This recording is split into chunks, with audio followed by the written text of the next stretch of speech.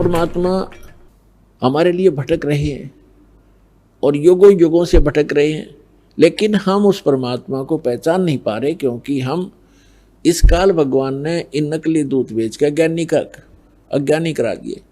तो ये जो जितना भी आज तक के संत महर्षि हुए हैं, संत हुए हैं, मंडलेश्वर हुए हैं, या कोई काजी मुल्ला पंडित हुए हैं, ये सारे के सारे तत्व ज्ञान से अपरिचित थे और इन्होंने हमारे को उल्टा पाठ पढ़ा दिया। अब वो उल्टा पाठ पढ़ा हुआ आज तक आड़े आ रहा है। दास ने सन 1994 से लेकर आज 2013 तक लगभग 19 वर्ष हो गए संघर्ष करते रहे, और जब जा करके इतना कुछ जेल तक भेज दिया, झूठे आरोप लगा कर, झूठे मुकदमे बनवा के, नकली संत ऋषि आचार्यों और दुष्ट लोगों ने। कोई बात नहीं, परमार्थ के लिए हमें कितना भी कष्ट हो, लेकिन हमारा मिशन सफल हो, ताकि विश्व का कल्याण हो, सब प्राणी परमात्मा को पहचाने और सतलोक जाएं। दास का इतना उद्देश्य है। तो यहाँ वही प्रश्न आता है कि गुरु बिन काहुन पाया ज्ञाना, जो थोथा बूझे मूड किसाना, गुरु बिन वेद पढ़े जो प्राणी, समझे न सार रहे अज्ञानी। तो पुण्यात्मा, जब आपको ये ज्ञान समझ में आओगा कि 21 ब्रह्मांड में कोई सतगुरु नहीं है वर्तमान में इस दास के अतिरिक्त, इसको अभिमान समझो, अर्थे सच्चा ज्ञान समझो, और कुछ दिनों में समझ में आ जाएगी। क्योंकि दास ने सभी महापुरुषों के अनुभव पढ़े और प्रत्येक धर्म के धर्म ग्रंथ पढ़े।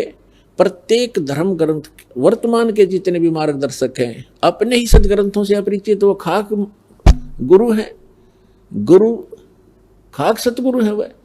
और सतगुरु से नीचे कोई अपनी जो है ना पोस्ट नहीं बताता, सतगुरु से नीचे कोई बात नहीं करते, सभी बोली श्रद्धालु कहते हमारे सतगुरु हैं। तो सतगुरु का जब ज्ञान होगा तब आपको पता चलेगा कि सतगुरु किसे कहते हैं। तो उसके लिए परिचय कराया जा रहा है।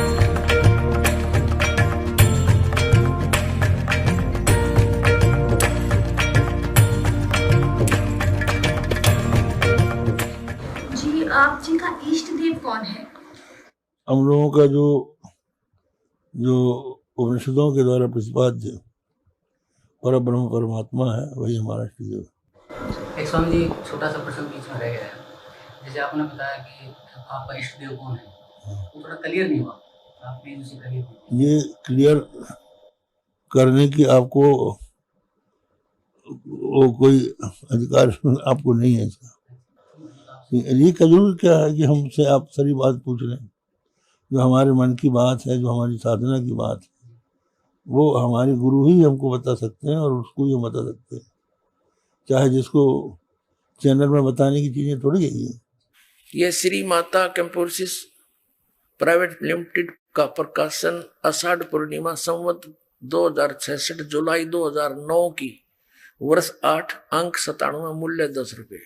ये है नारायण यानी श्री विष्णु जी, ये इनके भगवान हैं श्री विष्णु जी और श्री ब्रह्मा जी और श्री शंकर जी। ये तो इनके पूज्य देवता हैं। ये पार्वती जी की पूजा करते हुए और इनकी मूर्ति के साथ सुशोभित हैं श्री स्वरूपानंद जी, सरस्वती जी। शंकराचार्य जी, आपका इष्ट देव कौन है? सच्चिदानंद स्वरूप सर्वेश्वर हमारे इष्ट देव हैं। तो शंकराचार्य जी, क्या आप पुराणों को भी सत्य मानते हैं? परम सत्य। यह श्री माता कैंपोसिस प्राइवेट लिमिटेड का प्रकाशन आषाढ़ पूर्णिमा संवत 2066 जुलाई 2009 की वर्ष 8 अंक 97 मूल्य 10 रुपये। ये है नारायण यानी श्री विष्णु जी, ये इनके भगवान हैं श्री विष्णु जी और श्री ब्रह्मा जी और श्री शंकर जी। ये तो इनके पूज्य देवता हैं। क्या आप जी पुराणों को सत्य मानते हैं? सत्य है। बद्रीनाथ मठ के पूज्य देवता का नाम क्या है? भगवान नारायण। भगवान नारायण। और उनकी देवी? देवी पूर्णम्बा। आप जी का इष्ट देव कौन है? इष्ट देव तो कोई भी हो सकता है। हम सभी हम तो पंचदेव उपासना करते हैं, 5 देवता होते हैं। यह श्री माता कैंपोसिस प्राइवेट लिमिटेड का प्रकाशन आषाढ़ पूर्णिमा संवत 2066 जुलाई 2009 की वर्ष 8 अंक 97 मूल्य 10 रुपये। ये है नारायण यानी श्री विष्णु जी, ये इनके भगवान हैं श्री विष्णु जी और श्री ब्रह्मा जी और श्री शंकर जी, ये तो इनके पूज्य देवता हैं। क्या आप पुराणों को भी सत्य मानते हैं? नहीं, पुराण सत्य है। पुराण को हम कैसा सत्य माने, हमारे लिए पुराण सत्य ही है। आप जी के पूज्य श्री देवता जी का क्या नाम है? मैं कहा था ना, जब एक ही भगवान है तो ये पूज्य देवता अपूज्य देवता ऐसे कैसे होता है? एक ही भगवान है। ये श्री माता कैंपोसिस प्राइवेट लिमिटेड का प्रकाशन आषाढ़ पूर्णिमा संवत 2066 जुलाई 2009 की वर्ष 8 अंक 97 मूल्य 10 रुपये।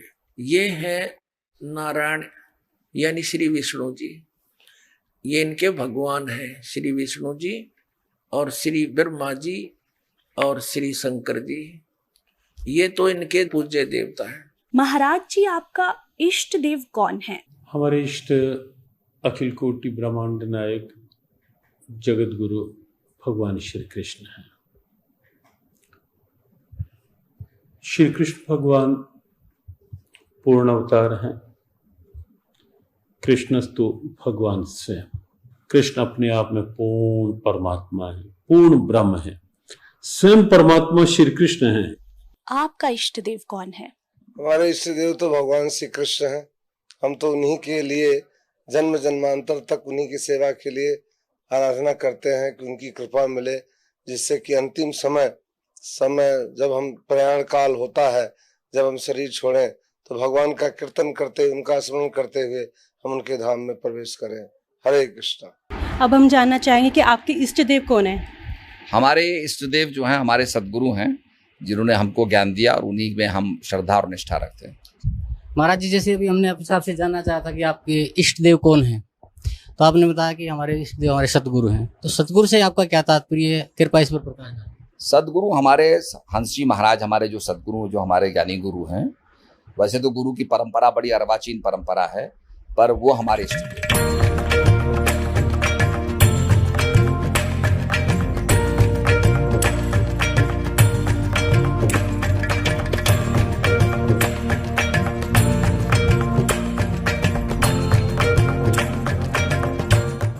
महाराज जी, आप जी का इष्ट देव कौन है?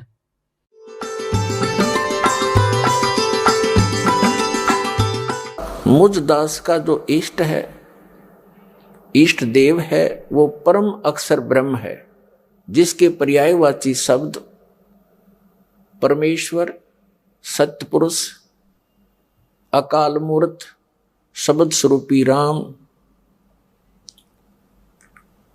आदि उसी परम अक्षर ब्रह्म के उपमात्मक नाम है। उनका वास्तविक नाम कबीर देव है, कबीर साहब है, अल्लाहु अकबर है। इसी परमेश्वर ने सर्व ब्रह्मांडों की उत्पत्ति की, सभी प्राणियों की। ये सर्व उत्पादक प्रभु है। सर्व उत्पादक का अर्थ होता है जिसने सभी आत्माओं का भी, वो जनक है, सभी आत्माओं की उत्पत्ति उसी ने की, सभी ब्रह्मांडों की उत्पत्ति उसी ने की, और 5 तत्वों तथा 3 गुणों की उत्पत्ति भी उसी परमेश्वर परम अक्षर ब्रह्म ने की, कबीर देव ने की। और वही परमात्मा, वही परम अक्षर ब्रह्म, जिसे हम संत भाषा में सत्य पुरुष कहते हैं, वो भारतवर्ष की इस पावन धरती पर सन 1398 संवत 1455 ज्येष्ठ सुदी पूर्णमासी को सुबह ब्रह्म मुहूर्त में सतलोक से अपने निज स्थान से चलकर आकर एक शिशु रूप धारण करके कमल के फूल पर विराजमान हुई। वहां से उनको नीरू नीमा नाम के एक पति पत्नी थे, वो जुलाहा जाति से थे, जुलाहा कर्म करते थे। वो निसंतान थे, उनको उठाकर घर ले गए। परमात्मा जुलाहों की कॉलोनी में रहने से, जुलाहा समुदाय में रहने से और बड़े होकर जुलाहे का कार्य करने से वो जुलाहा कहलाए। ये मुझ दास के इष्ट देव हैं। पुण्यात्माओं, ये अनमोल सदग्रंथ श्रीमद् भगवद गीता जी कितना निर्णायक ज्ञान दे रहे हैं। और ये अज्ञानी कृष्ण जी के पुजारी, कृष्ण ही तत्व है, कृष्ण ही परमात्मा है, यही पूर्ण ब्रह्म है, ये अखिल ब्रह्मांड का स्वामी है। अब इससे स्पष्ट हो रहा है ये कितना स्वामी है। गीता जी दिखाते हैं आपको। ये देखिएगा श्रीमद् भगवद गीता, जयदयाल गोविंद का इसके अनुवादक हैं, गीता प्रेस गुरुपुर से प्रकाशित है। इसको 8वें अध्याय के ये थोड़ा सा दिखाते हैं आपको। ये देखिएगा 8वां अध्याय 8वां अध्याय। इसके प्रथम मंत्र में, प्रथम श्लोक में अर्जुन ने पूछा, किम तत्ब्रह्म, किम अध्यात्म, किम कर्म पुरुषोत्तम, अधिभूतम च किम प्रोक्तम, अधिदैवम किम उच्यते। अब जैसे गीता जी अध्याय नंबर ये 7 है, इसमें 30 और ये 29 नंबर श्लोक है साथ में, बिल्कुल अध्याय नंबर 7 का और श्लोक नंबर 29 है नीचे। इसमें गीता ज्ञानदाता कहता है कि माम आश्रित जरा मरण मोक्षाय, माम आश्रित यतंती ये। माम आश्रित माने मेरे आश्रित होकर मैं जो ज्ञान कह रहा हूं, तत्वदर्शी संत को खोजो, वो जो तत्व ज्ञान बताओ, उसके बाद तत्व ज्ञान से परिचित जो हो जाता है। जरा मरण मोक्षाय यतंती ये, जो जरा मरण मोक्ष, जरा यानी बुढ़ापा, मरण माने मृत्यु से मोक्ष के लिए, यतंती ये जो प्रयत्न करते हैं, माम आश्रित है मेरे ज्ञान को आश्रय बनाकर, जो उस जरा और मरण से ही छूटने की कोशिश करते हैं, अन्य किसी वस्तु की इस काल के लोग की डिमांड नहीं रखते। ते ब्रह्म तत्विदु, वो तत्व ब्रह्म को जानते हैं। तत्व ब्रह्म को, चे ब्रह्म तत्व को, ते ब्रह्म तत्विदु, उस तत्व ब्रह्म को वो जानते हैं, जान चुके हैं। और वो कृष्णम अध्यात्म, कृष्णम माने सारे, कृष्णम सारे अध्यात्म ज्ञान से परिचित हो चुके हैं। और कर्म से अखिलम, और सब कर्मों से भी, जैसे कर्म कौन से कर्म करने चाहिए, कौन से ना करने चाहिए, कौन से पापदायक है, तो वो उनसे परिचित हो चुके हैं। कौन? जो तत्ब्रह्म से परिचित हो चुके हैं और सारे दातुम ज्ञान से परिचित हो चुके हैं, सब कर्मों से जो परिचित हैं वे, ये माने जो कौन, जो जरा और मरण से ही छूटने के जो प्रयत्न कर रहे हैं मेरे उस ज्ञान से आश्रित होकर, वे तत्ब्रह्म विदु। तो अब यहां इनका अनुवाद देखिएगा, 7वें अध्याय 29वां अनुवाद गीता प्रेस गौरव वालों, जो मेरे शरण होकर जरा और मरण से छूटने के लिए, जरा माने बुढ़ापा, यत्न करते हैं, वे तत् यानी उस, ब्रह्म माने ब्रह्म को, ये देखो, वे तत् ब्रह्म उस ब्रह्म को, तत् ब्रह्म उस ब्रह्म को, संपूर्ण अध्यात्म को और अखिल माने संपूर्ण कर्मों को जानते हैं। 8वें अध्याय के प्रथम मंत्र में इसने पूछा, फिर किम तत्ब्रह्म है, वो किम तत्ब्रह्म, हे पुरुषोत्तम वह ब्रह्म क्या है। अब इसका उत्तर दिया है गीता ज्ञानदाता ने। अब तीसरे श्लोक में श्री भगवान उवाच, वह परम अक्षर ब्रह्म है, वह परम अक्षर ब्रह्म है वो। अब यहां फिर आइए 5वें में गीता ज्ञानदाता कहता है, जो पुरुष अंत काल में भी मुझको ही समन करता हुआ शरीर को त्याग कर जाता है, मद भावम यानी मेरे भाव में भावित रहकर मेरे भाव को ही प्राप्त रहता है, मेरे साक्षात स्वरूप को प्राप्त होता है, ये नहीं, मद भावम मेरे भाव में भावित रहता है, उसको प्राप्त रहता है, इसमें संशय नहीं है।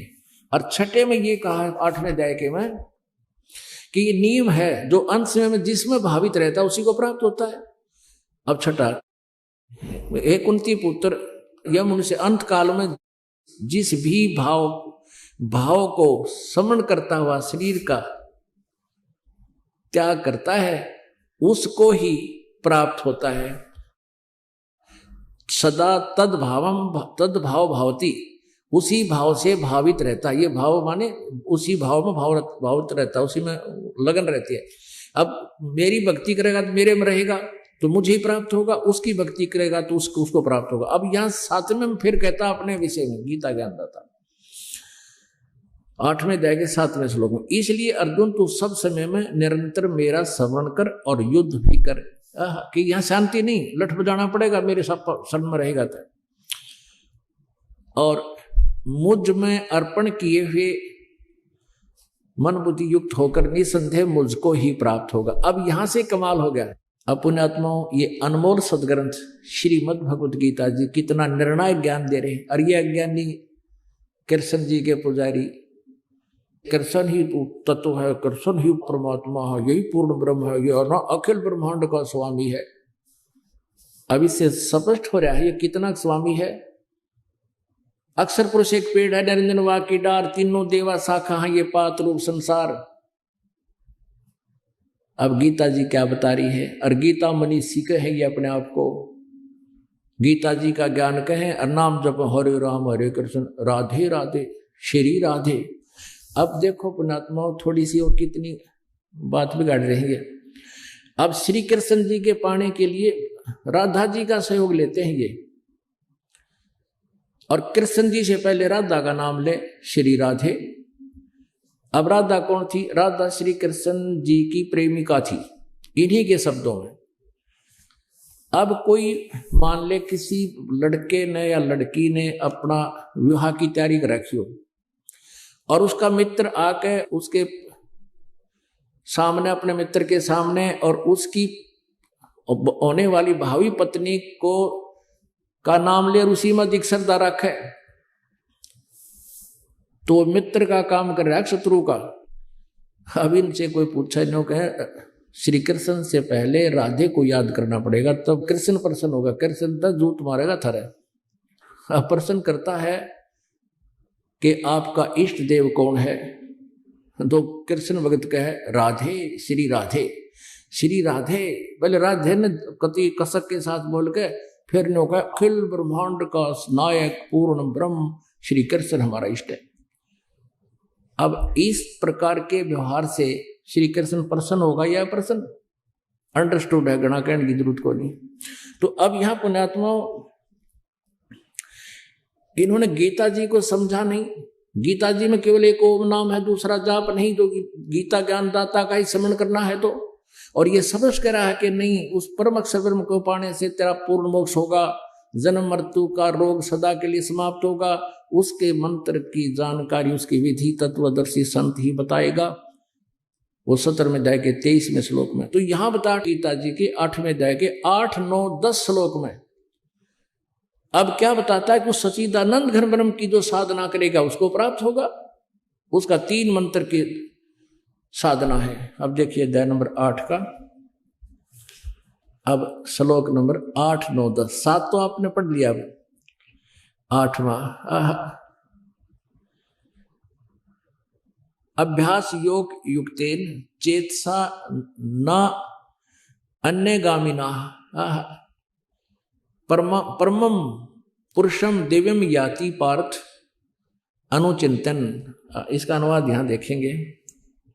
हे पार्थ, यह नियम है परमेश्वर के, उस सच्चिदानंद घन ब्रह्म के, जो उत्तम परम अक्षर ब्रह्म के ध्यान के अभ्यास रूप योग से युक्त, ध्यान नहीं है ये, अभ्यास योग युक्तेन, जो नाम जाप दिया जाएगा वो 3 मंत्र का, उसके अभ्यास योग माने साधना के बल से, दूसरे युक्त से युक्त उसमें लगा हुआ, दूसरी ओर न अन्यगामिना, यानी और किसी भी देवता की भक्ति नहीं करे, किसी में मन नहीं जावे, दूसरी ओर न जाने वाले चित्त से, अनन्य मन से निरंतर चिंतन करता हुआ परम दिव्यम पुरुषम याति, उस सच्चिदानंद घन ब्रह्म को प्राप्त होता है, उस परम अक्षर ब्रह्म को प्राप्त होता है।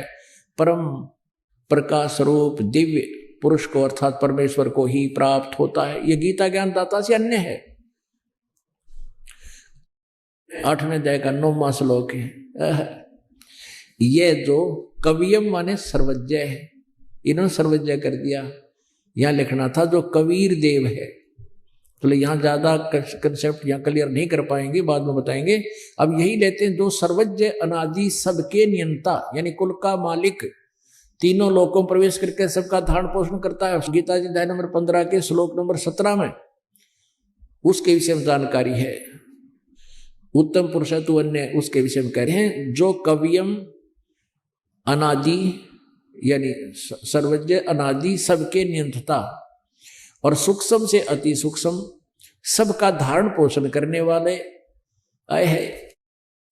अचिंत रूप स्वरूप आदित्य वर्णम सूर्य की तरह साकार यानी प्रकाश में सूर्य की सदृश बताया है, तो वो साकार है लेकिन है तेजों में। एक रोमकूप में करोड़ सूर्य मिला दे, करोड़ चंद्रमा सतपुरुष के सतलोक में, ऐसी उसकी तेज है और वो ये निराकार बतावे। आदित्य वर्ण, आदित्य मन सूर्य जैसे शरीर वाला, सूर्य के समान अविद्या से अति पुरे उस सचिदानंद घन परमेश्वर का सेवन करता है। जो व्यक्ति, यहां लिखा है, जो पुरुष उस सर्वज्ञ नादि सबके धारण पोषण करने वाले सूर्य के सदृश अविद्या से अति परे यानी उस साकार परमात्मा, तेजों में साकार परमात्मा का सेवन कर सचिदानंद घन ब्रह्म प्रस्तात अति परे सचिदानंद घन परमेश्वर का सेवन करता है। अब 10वें में देखना, कमाल कर दिया। अध्याय 8 का श्लोक 10 पढ़ रहे हैं। वह भक्ति युक्त पुरुष, वो 3 नाम के जाप करने वाला, योग बल से, योग माने साधना की शक्ति से, भक्ति की शक्ति से, मंत्र की कमाई से, भ्रकुटी के मध्यम में प्राणों को अच्छी प्रकार स्थापित करके, भ्रकुटी में यानी वहां जाना पड़ेगा त्रिकुटी के में, परमात्मा का हम वहां अकाउंट करवाएंगे, नारा नारा ओम का जाप का वहां वो फल दे देंगे। अब यहां लिखा है वह भक्ति युक्त पुरुष अंत काल में योग बल से यानी उस 3 मंत्र के जाप की कमाई से भ्रकुटी में पहुंच जाएंगे और वहां फिर इनका अलग अलग अकाउंट देना होता है। प्राणों को अच्छी प्रकार स्थापित करके फिर निश्चल मन से सिमरण करता हुआ उस दिव्य रूप दिव्यम परम पुरुषम एव उपैति, दिव्य माने दिव्य, उस परम अक्षर ब्रह्म को ही प्राप्त होता है। ये समझो गीता जी अध्याय नंबर 8 के श्लोक नंबर 3 में जो जिसका जिक्र किया है, दिव्यम परम पुरुष परमात्मा को ही प्राप्त होता है, उस परम अक्षर ब्रह्म को ही प्राप्त होता है। अपनात्मा ये है आध्यात्मिक ज्ञान है, ये है वो तत्व ज्ञान। और इसको इस प्रकार जानने के बाद फिर अज्ञान नाम का नाम नहीं रहेगा। प्रत्येक प्राणी को सद्गुण समझ में आवेंगे और मोक्ष तो बहुत आसान है। अब हमारी समझ में यही नहीं आ रहा कि कौन से संत की बात को सच्ची माने। कोई कुछ ज्ञान दे रहा है, कोई कुछ नाम दे रहा है, कोई कुछ क्रियाएं बता रहा है, सभी अपनी अपनी साधनाओं को मोक्षदायक बताते हैं। गीता जी अध्याय नंबर 4 के श्लोक नंबर 25 से लेकर 31 तक यही कहा है कि कोई ऐसी साधना करता है, कोई केवल देवताओं की पूजा करता है, कोई योग अभ्यास ही करता है, कोई स्वाध्याय करता है, कोई तीक्ष्ण व्रत रखता है जैसे मुंह पर पट्टी बांध कर नंगे पैरों घूमना, और कोई हवन ही करता रहता है। और इस तरह के सभी अपनी अपनी साधनाओं को मोक्षदायक जानते हैं। इसलिए गीता जी अध्याय नंबर 4 के श्लोक नंबर 32 में कहा कि इस प्रकार के जो मैंने 24 गीता अध्याय नंबर 4 के श्लोक नंबर 25 से 31 तक जो जानकारी दी है यज्ञों की यानी धार्मिक अनुष्ठानों की, इस प्रकार के अनेक प्रकार के धार्मिक यज्ञ यानी अनुष्ठानों की जानकारी चौथे अध्याय 32वें श्लोक में बता रहे हैं। उस ब्रह्मणे मुखे सच्चिदानंद घन ब्रह्म द्वारा दिए गए अपने मुखारविंद से ज्ञान में कबीर वाणी में सच्चिदानंद घन ब्रह्म की वाणी में विस्तार से कहे गए। और उनको जानने के बाद फिर सब कर्मों से तू मुक्त हो जाएगा। और चौथे जाएगा 33 में ये कहा है कि दर्व यज्ञ से ज्ञान यज्ञ श्रेष्ठ है। अब दर्व यज्ञ ये होती है कि जैसे कहीं मंदिर बनवा दिया और कहीं पर कोई धर्म भंडारा कर दिया है और कहीं पर कितना कंबल बांट दिए, तो कहते हैं अंधाधुंध कोई ऐसे क्रिया करने से अच्छा है श्रेयान यानी ज्ञान, ये ज्ञान यज्ञ श्रेष्ठ है। पहले ज्ञान समझ और ज्ञान के बाद फिर तत्व ज्ञान के आधार से फिर धर्म पुण्य कर, जैसे उस तत्वदर्शी संत बताओ तो लाभ होगा।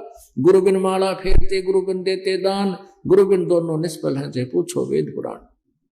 गीता जी में कहा कि कुपात्र को दिया हुआ दान विफल रहता है, कभी सफल नहीं होता। तो गीता जी अध्याय नंबर 4 के श्लोक नंबर 34 में कहा कि उस ज्ञान को चौथे अध्याय के जो 32वें श्लोक में जिस सच्चिदानंद घन ब्रह्म ने जानकारी दी है उसकी न अपनी मुखारविंद से उस ज्ञान को तत्वदर्शी संतों से समझो। वो फिर वो तत्वदर्शी संत तुझे परमात्म तत्व का ज्ञान देंगे, गीता ज्ञान दाता से अन्य कोई परमात्मा है। अब यहां इस गीता जी को ना समझकर 8वें अध्याय के 17वें श्लोक में इन्होंने फिर अनर्थ किया है। उसमें सिर्फ ये लिखा है कि उस ब्रह्मणे मानी सच्चिदानंद घन ब्रह्म। अब यहां जो ब्रह्मणे शब्द लिखा है 8वें अध्याय के 17वें श्लोक में, ब्रह्मणे का अर्थ होता है जो ब्रह्म से बड़ा, नेक्स्ट यानी बड़ा बड़ा भगवान। और यहां 8वें अध्याय के 17वें श्लोक में ये अक्षर पुरुष के बारे में जानकारी है। यहां ब्रह्मणे अर्थ इसमें भी है, लेकिन यहां उसकी आयु सीमा कैलकुलेटेड है, इसलिए ये बड़ा होते हुए भी अविनाशी नहीं है, सच्चिदानंद घन ब्रह्म नहीं है। यहां देखिएगा 8वें अध्याय का 17वां श्लोक दिखाते हैं। देखिएगा श्रीमद् भगवत गीता अध्याय नंबर 8 का और श्लोक नंबर 16 तो ये हो गया है कि इसमें कहा कि हे अर्जुन ब्रह्मलोक पर्यंत सब लोग पुनरावर्ती में हैं। इन्होंने यहाँ अनुवाद गलत किया है कि परंतु हे कुंती पुत्र मुझको प्राप्त होकर पुनर्जन्म नहीं होता, इसका अनुवाद गलत किया इन्होंने। नहीं तो ये चौथे अध्याय का 5वां और दूसरे अध्याय का दूसरा श्लोक गलत हो जाता है।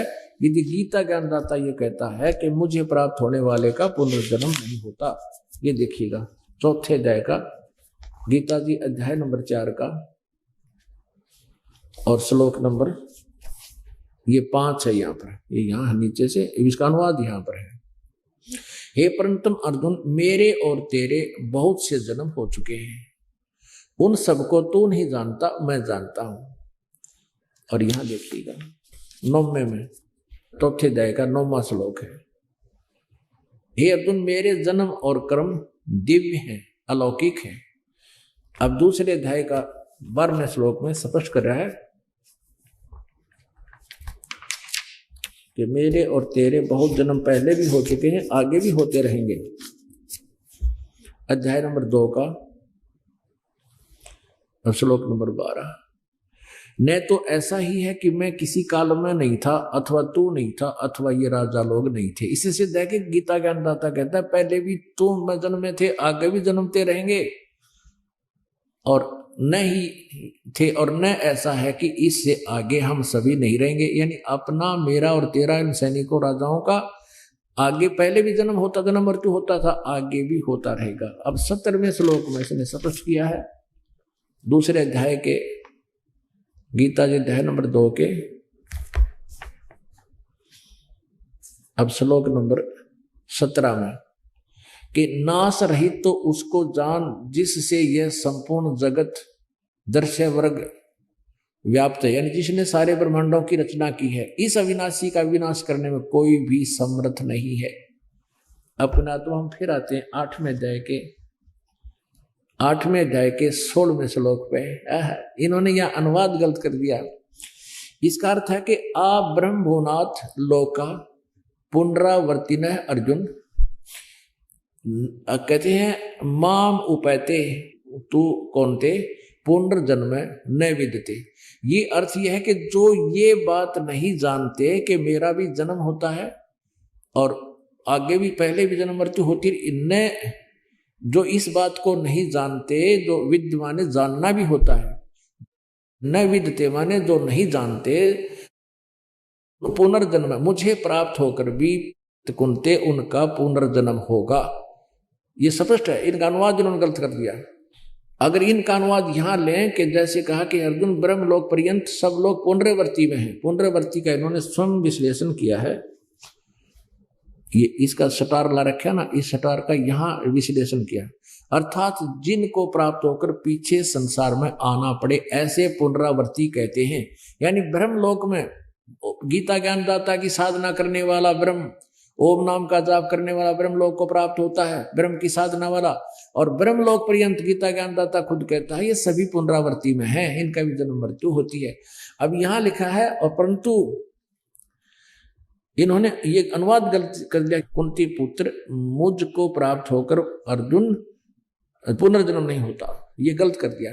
इसने ये लिखना था कि न विदिते, जो नहीं जान पाते इस बात को, तो मुझे प्राप्त होकर भी उनका पुनर्जन्म अर्जुन उनका पुनर्जन्म है। माम उपेते तू कौनते पुनर्जन्म न विदिते, जो ये नहीं जानते, तो अगर इसको हम इन्हीं की तरह माने कि उसके पुनर्जन्म नहीं होते, मुझे प्राप्त होते, ये खुद कहता चौथे अध्याय के 5 में, दूसरे अध्याय के 12 में कि मेरे तो जन्म मृत्यु होते हैं, तेरे भी होते।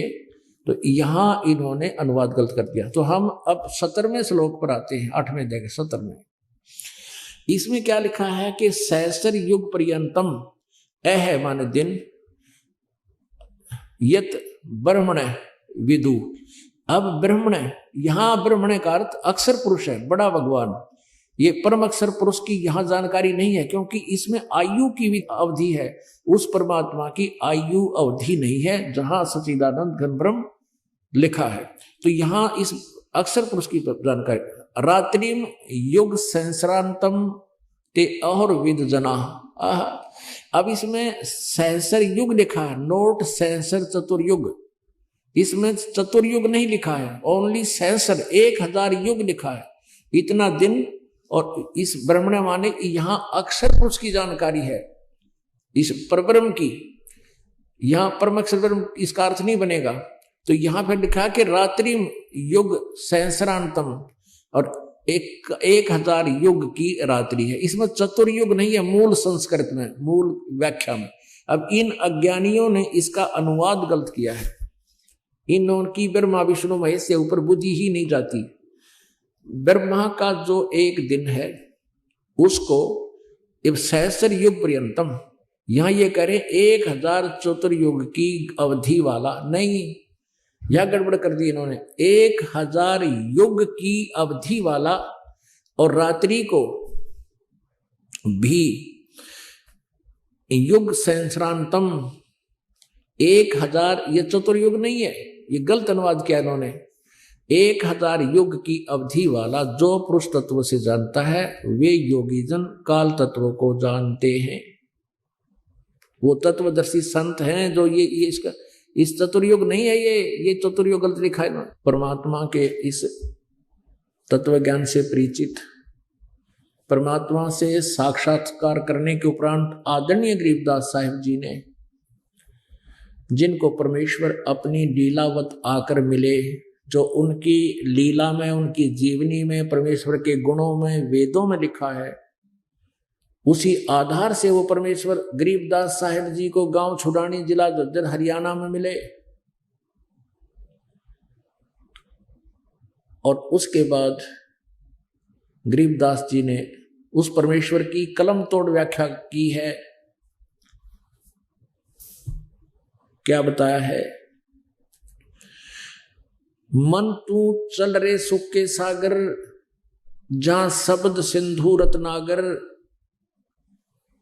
अब सुख सागर क्या है उसकी व्याख्या बताई है।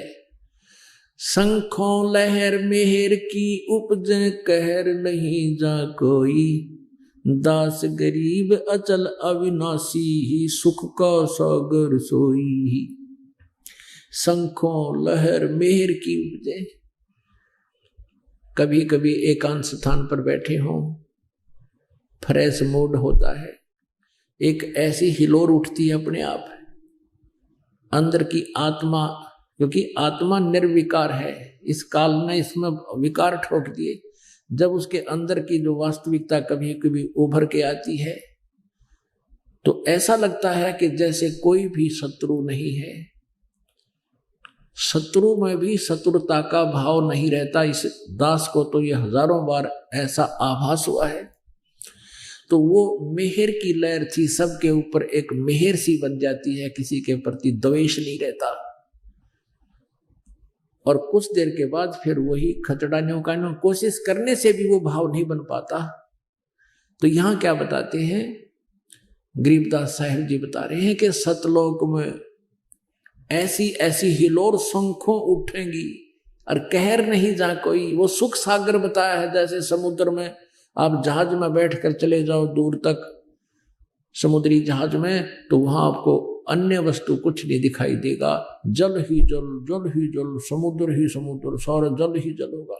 तो वहां कहते हैं मन तू चल रे सुख के सागर, वो सतलोक सुख सागर है जहां शब्द सिंधु रत्नागर। वहां शब्द अविनाशी रूप में कहा जाता है, वह अविनाशी सदा के लिए तो अविनाशी हो जाएगा। और उस सुख सागर की व्याख्या बता रहे हैं, डेफिनेशन बता रहे हैं कि शंखों लहर मेहर की उपज और कहर नहीं जा कोई, कोई कष्ट नहीं आपके ऊपर। और दास गरीब अचल अविनाशी, वो अविनाशी परमात्मा सतलोक में रहता है, वो सतलोक भी अविनाशी है। और सुख का सागर सोई, वो सतपुरुष परमात्मा का सतलोक सुख का सागर है। फिर क्या बताते हैं, कोट जन्म तन भर मत होगे कुछ ना हाथ लग्या रे, कुकर सुकर खरबया बोरे कौआ हंस बुगारे। कोटि जन्म तू राजा की न मिटी न मन की आशा, भिक्षक होके दर दर घूम लिया मिला न निर्गुण रासा। इंद्र कुबेर ईश की पदवी ब्रह्मा वण धर्मराया, विष्णुनाथ के पुर को जाके तू फिर भी वापस आया।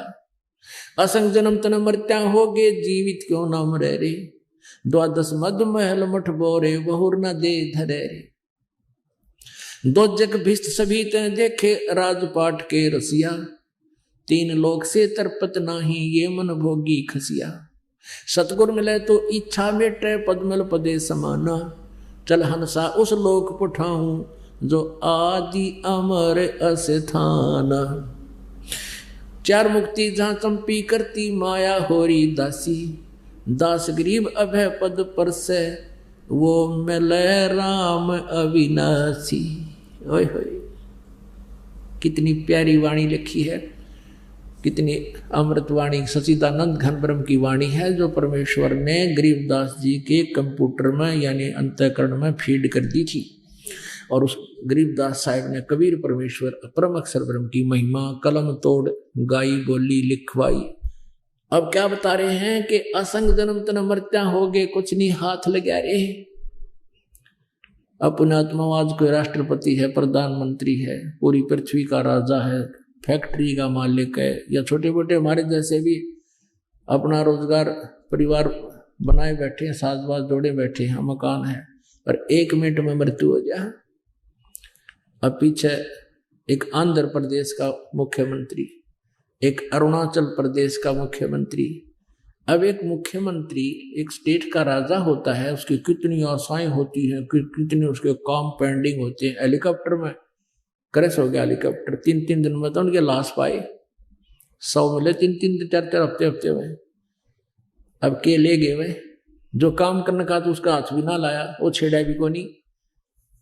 और एक पुर्तगाल का इसका पूरा कैबिनेट मंत्री था, वो सारा एक के जहाज में बैठे जहाँ थे 98-96 मंत्री, सारे प्रधानमंत्री,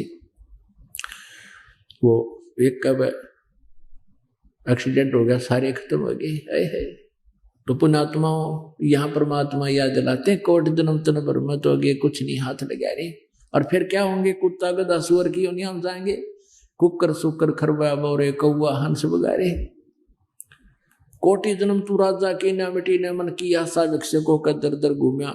ये मार्ग नहीं मिला जिस कारण से तू भटक रहा है, जो अब तुझे प्राप्त कराया जा रहा है। इसके ना पाने से कहते इंद्र कुबेर ईश की पदवी, ओए होए, स्वर्ग का राजा बन गया अपने शुभ यहाँ पुण्य आदि करके, तपस्या साधना करके, और 72 चौकड़ी तो 72 चतुर्युग तक स्वर्ग का शासन काल होता है कि इंद्र का, उसको पूरा करने के बाद वो मृत्यु को प्राप्त हो जाता है, फिर वो गधे की योनि में जाता है डायरेक्ट, उसके बाद अन्य योनियां भोगता है। बता, अब 72 चतुर्युग तो रहा हो स्वर्ग का राजा, और फिर गधा राजा कुमार के लठ खावे, कमर टूट रही ऊपर से काग खावे, अब क्या सुख है ये? अब क्या है ये लोग यहाँ पर जहां हम आशा लगाए बैठे हैं? ये तो स्वर्ग के राजा की दुर्गति, और यहाँ के राजा की तो गिनती नहीं, और हमारे जैसे आम नागरिक का तो फिर उल्लेख की तो खत्म हो जाता है। तो हमने इस ज्ञान से समझना है हम कहाँ स्थित हैं और क्या हमने करना चाहिए। अब हम कर और क्या रहे हैं, मांग क्या रहे हैं भगवान से। तो अब क्या बताते हैं, इंद्र कुबेर ईश की पदवी ब्रह्मा वरुण धर्मराया, और विष्णुनाथ के लोक को जाकर तो फिर भी वापस आया। अब ब्रह्मा विष्णु महेश भी मरेंगे, इनके लोक की तरेंगे, फिर ये भी विनाश में आएंगे। असंग जन्म तन मरत्या हो गए, जीवित क्यों ना मरे रे, 12 मद मैल मठ बोरे बहुर ना देथ रे रे। जीवित मरना उसको कहते हैं, जैसे पहले तो ये है कि मन पता नहीं क्या क्या इच्छाएं रखता है, ये खरीद लूं, वो खरीद लूं, प्लॉट ले लूं, फलाना बना लूं। ठीक है, एक अपना गर्मी सर्दी प्राकृतिक आपदाओं से बचने के लिए कोई झोपड़ी मकान जैसा भी मालिक व्यवस्था करे, उसको प्राप्त करके अपना संतुष्ट रहे, भक्ति करे ज्यादा से ज्यादा, फिर परमात्मा पर विश्वास रखे और उसके बाद अपना परमात्मा ने की भक्ति करता रहे। और दूसरा जीवित मरना है कि जैसे मान लीजिए ये तो हम अंदाजा लगा रहे हैं कि हमारी आयु अभी 50 वर्ष है, कोई कहे 20 वर्ष है, कोई 30 वर्ष, अभी नहीं मरेंगे, 80-90 वर्ष तक तो जीवित रहते ही हैं। ये तो अटकलबाजी है, ये तो एक अपनी वैसे अपनी सोच है। लेकिन जो 20 वर्ष के, 10 वर्ष के, 5 वर्ष के, 50 वर्ष के, 60 वर्ष के, 80 वर्ष के मिनटों में मर जाते हैं, वो भी यही सोच रखते थे अभी नहीं मरेंगे। अब जैसे आप जी यहाँ आने के लिए सोचते हो तो मन में पता नहीं क्या क्या उथल पुथल काल पैदा कर देता है, घर में नुकसान हो जाएगा, ये काम खराब हो जाएगा, अपसेंट लग जाएगी, फलाना हो जाएगा। अपने आत्मा परमात्मा के लिए संघर्ष करना सीखो और इसमें करके देखो फिर क्या होगा आपके साथ। परमात्मा के नाम पर आप सच्चे दिल से लगे हुए हो, फिर देखना उसका रिजल्ट क्या होगा, चाहे एक बार आपको हानि भी होती दिखे। अब वहां आपने जीवित मरना है। जीवित मरने का है कि मान लीजिए, मानना या ना मानना, ये तो यूनिवर्सल ट्रूथ है कि मृत्यु तो होगी, कभी भी हो सकती है। तो आप ये सोचो कि आपकी जैसे एक नाइट सर्विस में जा रहा था गाड़ी बस में बैठ के, और सुबह वापस आना था, घना जरूरी काम था, कार्य था, इसलिए रात को गया, सुबह वापस आ रहा था और वो दुर्घटनाग्रस्त हो गया, नाइट सर्विस वाली बस में मर गया। अब वो जो जिस काम के लिए जल्दी कर रहा था वो काम कभी भी नहीं कर सकता आके वो। तो जीवित मरण के लिए परमात्मा कह रहे हैं कि तुम यूं सोच ले, सत्संग में जाऊं हूं बरवाला, और ये सोच कर चल पड़ कि मान ले मेरी आज मृत्यु हो जा, आज मर गया मैं 3 दिन के लिए, 4 दिन के लिए, और उस 3-4 दिन के दौरान जो तुम्हारी हानि होगी उसको आप दोबारा जा करके रीसेट भी कर सकते हो। और जब परमानेंट टिकट कट गई, परमानेंट मर गया, फिर क्या कर लेगा, वो वही रह जाएगा सारा सौदा। लेकिन परमात्मा की मार्ग में आपकी तरफ चलोगे तब तो परमात्मा के लिए जिसने भी आज तक सच्चे दिल से संघर्ष किया है उसकी हानि नहीं हुई। इस दास का भी ये बिटर एक्सपीरियंस है। या प्रमाण गणवाने लोगों मेरे साथ क्या हुआ, तो 3 दिन का सत्संग था, उन प्रमाणों से हो जाए। और तब इस दास का दिल डटा, फिर प्रचार करने मन मान्या कि इसे समर्थ भगवान का गुण गाऊं ताकि सारी जनता समझे, सबको लाभ मिले। मेरे जैसे बहुत हैं परमात्मा के चाहने वाले, लेकिन दिशा इनको नहीं मिल पा रही, बोरी आत्माओं को ये भ्रमित कर रहे हैं अज्ञानी संत इनको। तो जब हम परमात्मा की तरफ चलेंगे वो हमारी तरफ 60 कदम रखता है। परमात्मा कहते हैं जय तू चाले 1 कदम, मैं चालू कदम 60, और जय तू हो जा काट का, तब मैं लो की लाठ। अगर तू आकड़ पाड़े ना आवत ना भाई, तो करड़ा हो गया तो मैं लो की लाठ है, यानी ये समझ ले मन तेरी की जरूरत है। अगर तूने मेरी इतनी भी जरूरत है तो मैं तेरी तरफ 60 कदम आगे बढ़ता हूं, और तू आकड़ पाट जा, क्यों ले रहा भगवान, तो तू के ले रहा मेरे लिए भाई। तो कहते हैं जय तू हो गया काठ का, यानी तेरे में करड़ापन आ गया, अभिमान आ गया, तो मैं लो की लाठ है, लोहे का मूसड़ समझ लेने हो गया मैंने। तो कहने का भाव ये परमात्मा ये कहना चाहते हैं, हमें समझाना चाहते हैं, असंग जन्म तन मर्त्या हो गए जीवित क्यों ना मरे रे, और 12 मद महल मठ बोरे बहुर ना दे रे। अभी तक हम 10वां द्वार पर गाटा जोड़ रहे थे, अब 10वां द्वार तो इस काल के लोक में ही रह लेता 21 ब्रह्मांड में। अब 11वां द्वार है जो काल के 21 ब्रह्मांडों को पार करके परब्रह्म अक्षर पुरुष के लोक में प्रवेश करता है, वो 11वां द्वार है। और इस परब्रह्म के लोक को सातसंग ब्रह्मांडों को का जो परिधि है, जहां इसकी सीमा आती है, उसको पार करके वहां एक द्वार और है, वो 12वां द्वार है जो सतलोक में प्रवेश कराता है। अब परमात्मा की महिमा से परिचित गरीबदास साहिब जी कहते हैं 12 मध्य महल मठ बोरे, उस बर में द्वार को पार करके वो मठ है, वो स्थान है जहां बहुर ना दे धरे रे, वहां जाकर फिर जन्म मृत्यु कभी नहीं होती। फिर क्या बताते हैं, दो जक भिस्त सभी तने देखे राजपाट के रसिया, यहां तपस्या कर ली, राज पा लिया और भक्ति कर ली, धर्म कर दिए, स्वर्ग में चला गया, फिर बिरान में टीनो कीनो दुर्गतियों की। कहते हैं दो जक नरक, और यहाँ पर दोनों प्रकार के फल मिलते हैं, पुण्य भी मिलता है और पाप अलग मिलता है, दोनों भोगने पड़ते हैं। पुण्य तो स्वर्ग में बर्बाद कर दिए, रह गए 10 वर्ष, और पाप अपने आप बन जाते हैं यहाँ के, नरक में 1000 वर्ष रहना पड़े, स्वर्ग में 10 वर्ष, और फिर 83 लाख योनियों की ये दुख न्यारे। जब तक हम इस 3 नाम के मंत्र की साधना नहीं करेंगे, ओम तत्सत, ये सांकेतिक मंत्र है, ओम तो सीधा है, तत्सत सांकेतिक इस दास के पास है, तो इसके जाप से हमारे ये पाप नाश हो जाते हैं और पुण्य जो के तो रह जाते हैं। अब क्या बताते हैं परमात्मा, दो जिक भिष्ट सभी तय देखे राजपाट के रसिया, 3 लोक से तरपत नाही ये मन भोगी खसिया। अब क्या बताते हैं, सतगुरु मिले तो इच्छा मेटे पद मिल पदे समाना, चल हंसा उस लोक पुठाऊं जो आदि अमर अस्थाना। सतगुरु मिले, वो तत्वदर्शी संत मिले तो ये ज्ञान दे करके, तत्व ज्ञान समझा करके इच्छा खत्म करें। जैसे 7वें अध्याय के 29वें श्लोक में गीता ज्ञानदाता कहता है कि मेरे इस ज्ञान का आश्रय कर, तत्वदर्शी संतों को खोज, और फिर वो प्राणी जो तत्वदर्शी संत जिनको मिल गया, वो केवल जरा और मरण से ही छूटने का प्रयत्न करते हैं और किसी वस्तु की इच्छा नहीं करते। तो उस परमेश्वर ने आकर के ये तत्व ज्ञान दिया, और उन्होंने क्या बताया, वो परमात्मा है वास्तव में अविनाशी।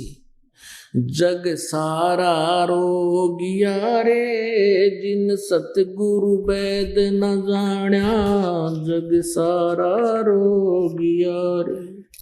भाई जन्म मरण का रोग लग्या है, तृष्णा बडरी खासी, आवागमन की डोर गले में या पड़ी काल की फांसी, जग सारा रोगिया रे, जिन सतगुरु वैद न जाण्या, जग सारा रोगिया रे।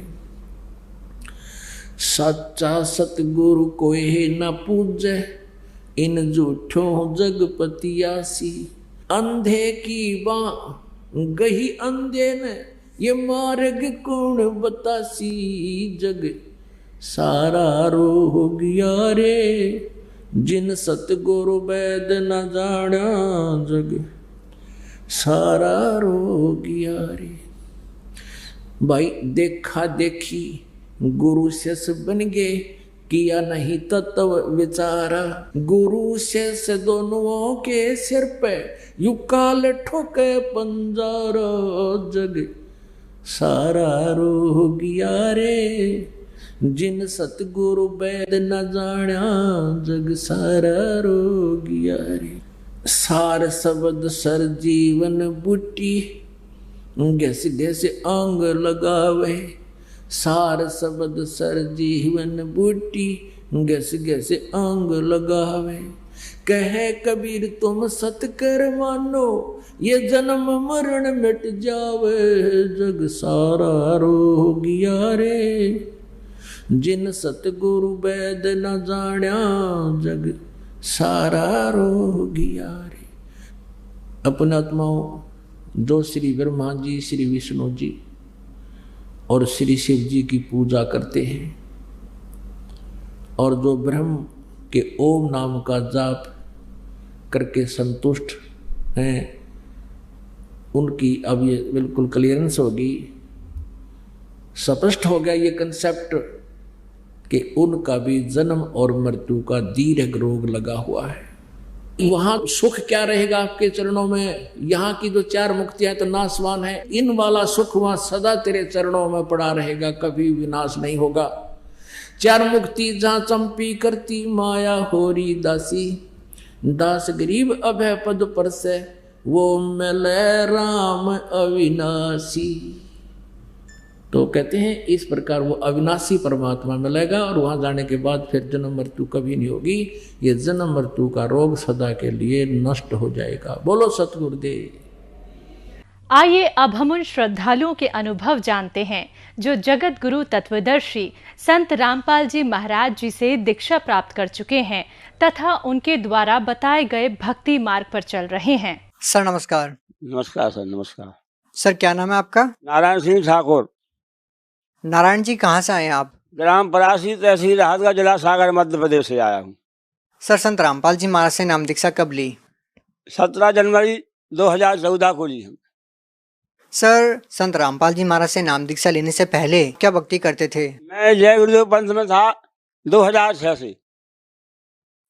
सर जब आप जय गुरुदेव पंथ से जुड़े हुए थे तो फिर आपने संत रामपाल जी महाराज से नाम दीक्षा क्यों ली? सर मैंने वहाँ भक्ति तो की, लेकिन जय गुरुदेव महाराज सब अपने मुंह से बोलते थे कि बच्चों महापुरुषों की खोज करो और महापुरुष मिल जाए तो नाम लेकर अपना सतलोक के लिए प्रस्थान करो। और दाढ़ी मूछ कोई संत नहीं होता, बिना दाढ़ी मूछ का संत होता है। ये सब बताया राम बाबा जय गुरुदेव महाराज ने, लेकिन लोगों ने नहीं माना। हमें समझ में आई, शंका रहती थी कि महाराज ऐसा क्यों बोलते जब इनके यहाँ दीक्षा लेने आए। हमेशा शंका रहती थी कि कोई महापुरुष है और पृथ्वी पे, जिसका ये संकेत हमें दे रहे हैं जय गुरुदेव जी महाराज। और उसी समय हमें ये कैंसर का रोग हो गया था भगत जी। सर तो हमने सोचा कि ऐसी भक्ति करने से क्या फायदा कि हमको कैंसर हो गया। हमने ये सुना है कि वो परमात्मा तो अंधे को आंखें, कोढ़ी को काया, निर्धन को माया, बांझ को पुत्र देता है, ये तो कैंसर हो गया। तो वहाँ कुछ लोग बोले जो कर्णधार थे कि तुम पर जय गुरुदेव महाराज की कृपा हो रही है। तो मैंने कहा ऐसी कैसी कृपा हो रही है कि हमें कैंसर हो गया है, और ये कैसे कृपा हो रही है। तो मुझे वहाँ थोड़ा हो गया शंका। और मैंने ये भी कहा कि जय गुरुदेव महाराज भी कहते हैं कि बच्चों महापुरुषों की खोज करो और मिल जाए तो उनसे रास्ता चलो, निकल चलो। सब ये हमको उसी पीरियड में संत रामपाल जी महाराज के शिष्य मिले हमको, रामचंद्र दास यादव किशनपुरा वाले। तो उन्होंने बताया कि तुम हमारे साथ चलो, तुम्हारा ये रोग भी ठीक हो जाएगा और तुम्हारा जो कुछ है सब ठीक हो जाएगा। सर आपने कहा कि आपको संत रामपाल जी महाराज के शिष्य मिले, उन्होंने कहा कि आप संत रामपाल जी महाराज से नाम दीक्षा ले लो, आपके सारे रोग ठीक हो जाएंगे, आपकी जो कैंसर की बीमारी है वो ठीक हो जाएगी। तो सर क्या आपने जब संत रामपाल जी महाराज से नाम दीक्षा ली और उनके द्वारा दी गई भक्ति की, तो सर क्या आपकी जो कैंसर की बीमारी थी क्या वो ठीक हो गई? जब मैं संत रामपाल जी महाराज के यहाँ पहुंचा, बरवाल आश्रम, जिला हिसार, हरियाणा, तो मैंने जब वहाँ नाम दीक्षा ली और उसके बाद जब दर्शनों को लाइन में लग के उनसे आशीर्वाद लिया, उसी वक्त मेरा एक खून मुंह का बंद हो गया आना। पहले बात करने में खून आता था मुंह में से, थूकता था तो खून आता था लाल लाल, लेकिन बंद हो गया। तो मुझे बड़ी खुशी हुई कि आज हम सही ठिकाने पे आ गए। ये वास्तव में सच्चा संत और परमात्मा है दुनिया के अंदर, जिसको जय गुरुदेव महाराज जी बता देते कि वो अवतार ले चुका है उत्तर भारत में छोटे से, तो वो यही है। बिना दाढ़ी मूछ का संत कहते थे वो। और मैं खाना नहीं खा पाता था, सत्तू खाता था, खिचड़ी खाता था, वो खीर खाता था, लेकिन वहाँ जाके मैंने आश्रम में 6 रोटी खाई पहले दिन। सर संत रामपाल जी महाराज से नाम दीक्षा लेने के बाद आपको और क्या लाभ मिले? आप पहले तो देखो, हमें कैंसर था, आपको दिख रहा होगा, ये देखो गाल कटा हुआ है हमारा और जबड़ा कटा हुआ है, पूरा जबड़ा काट कर फेंक दिया है। और मैं खाना नहीं खा पाता था, और जब संत रामपाल जी के यहाँ जुड़ा महाराज जी के यहाँ तो खाना भी खाने लगा, और ये इसके अंदर से खून आता था। जब बात करते थे वो खून ही बंद हो गया और दवाई भी हमारी बंद हो गई। और जब मैंने नागपुर में जाके जाँच करवाई, डॉक्टर ने हमारी सिटी स्कैन की फिर से, क्योंकि हमको फैमिली देवी होना था, हमारी शिकायत होना थी, 50,000 जमा हो गए। तब उसने मुंह देख के बोला कि यार तुम बहुत भाग्यशाली हो, तुम्हारी रिपोर्ट तो नॉर्मल आई, तो गलत हो गया। ये बात क्या है, पहले तो तुमको ये आई अंदर शिकायत होना थी। तो हमने कहा कि हम बहुत बड़े डॉक्टर के यहाँ पहुँच गए हैं। तो उन्होंने कहा, हमने कहा हरियाणा में डॉक्टर हैं बहुत बड़े विश्व के, उनके यहाँ संत रामपाल जी महाराज, उनके यहाँ हम आशीर्वाद ले आए। उन्होंने कहा जाओ तुम्हारा रोग नष्ट कर दिया, तो उपचार हो गया। तो डॉक्टर ने ताल्लुक किया करवाया। सर ये रिपोर्ट किस चीज़ की है जो आपने हाथ में ले रखी है? ये है रिपोर्ट हमारे, ये सब नागपुर में हमने ऑपरेशन करवाया, उसकी रिपोर्ट है सर, ये पूरे कागज उसी के हैं। ये आपको दिख रहा है हमारा गाँव। सर आपने किस किस हॉस्पिटल में दिखाया, कहाँ कहाँ आपने दिखाया? एक हॉस्पिटल है डॉक्टर दीपक देशमुख से करवाया हमने इलाज नागपुर में, धनतौली मार्ग नागपुर में करवाया। ये हमारी रिपोर्ट है, ये हमारे सब कागज हैं। सर आप ये बताइए इन रिपोर्ट्स में क्या है? ये रिपोर्ट जो है मेरी, ये पहले कैंसर था, और जब मैं संत रामपाल जी के यहाँ जुड़ा उसके बाद उन्होंने मुझे आशीर्वाद दिया। और जब मैं नागपुर गया दोबारा चेक कराने के लिए, तो ये नॉर्मल रिपोर्ट आई मेरी, ये सबके सामने देखो आप लोग, ये मेरी नॉर्मल रिपोर्ट आई आशीर्वाद लेने के बाद संत रामपाल जी का। ये मेरी ये हुई नॉर्मल रिपोर्ट है, ये नागपुर की, दोबारा जब मैं जांच कराने गया तो। और आज मेरा जो कैंसर का इतना भयंकर रोग था, आज बिल्कुल ठीक है, और मैं संत रामपाल जी महाराज की कृपा से बिल्कुल स्वस्थ हूँ। और मेरी पत्नी के घूंटों में दर्द था सर, तो पत्नी को भी मैंने नाम दान दिलाया, तो 4 महीने बाद जब सत्य नाम उसको मिला तो उसके घूंटों का दर्द ही समाप्त हो गया, और आज वो भी स्वस्थ है। सर जैसा कि आपने बताया कि संत रामपाल जी महाराज ने जो भक्ति आपको दी, उसको करने से आपकी कैंसर की बीमारी ठीक हो गई। सर आज साइंस का युग है, आधुनिक जमाना है, जो पढ़े लिखे लोग हैं वो इन बातों पर विश्वास नहीं करते कि केवल मंत्रों के जाप से कैंसर जैसी भयानक बीमारी ठीक हो सकती है। तो सर आप उन लोगों को क्या कहना चाहेंगे? क्या वास्तव में संत रामपाल जी महाराज से नाम दीक्षा लेने के बाद लोगों की कैंसर जैसी बीमारियां ठीक होती है? जी बिल्कुल ठीक कहा आपने। सियाने हमारे कहते थे बुजुर्ग कि 100 दवा और 1 दुआ, 100 दवा और 1 दुआ। तो जो सच्चा संत होगा उसकी शक्ति भक्ति की इतनी होगी कि जिसको आशीर्वाद दे देगा वो ठीक हो जाएगा। ये प्रमाण है वेदों में, शास्त्रों में। ये हमने ऐसा सुना है कि जो सच्चा परमात्मा होता है और उसके यहाँ पहुंचने सारे पापों का नष्ट करके वो मानव को सुखी कर देता है, जीव को। संत रामपाल जी महाराज आए हैं, और जो भी किसी दुख से पीड़ित हैं वो वहाँ जाकर नामदान लेवें और अपना कल्याण करावें। सर जैसे कि पहले आप जय गुरुदेव पंथ से जुड़े हुए थे, अब आपने संत रामपाल जी महाराज से नाम दीक्षा ले ली है। सर ऐसा कहा जाता है कि गुरु नहीं बदलना चाहिए, आपने गुरु बदल के कोई पाप तो नहीं किया? बिल्कुल नहीं। जय गुरुदेव महाराज जी कहते थे, कई बार कहा, जो जय गुरुदेव वाले सुन रहे होंगे तो वो भी जान रहे होंगे कि जब तक गुरु न मिलिए साजा तो गुरु करो 10 बाजा। जय गुरुदेव महाराज कहते थे जब तक गुरु साजा न मिले तब तक 10-15 करो, ऐसा बोलते थे। सत्संग में बोलते थे, वो कहते सत्संग अभी नहीं मिला तुम्हें बच्चों, सत्संग आगे मिलेगा, जाओ सत्संग अभी नहीं मिला आगे मिलेगा। तो आज वो समय है कि सत्संग मिल रहा है, संत रामपाल जी यहाँ जो लोग जुड़ गए हैं उनको सत्संग मिल रहा है। भगत समाज को क्या संदेश देना चाहते हैं? तो क्या दूंगा, लेकिन मैं प्रार्थना करना चाहता हूँ, सबसे कर रहा हूँ कि जिसको जो भी तकलीफ, मैं दावे के साथ कह रहा हूँ, आर्थिक सामाजिक शारीरिक मानसिक जो भी तकलीफ हो वो यहाँ आकर जुड़े संत रामपाल जी के यहाँ, और अपने जीवन का कल्याण कराए और सुखी रहे। सर बहुत बहुत धन्यवाद आपका।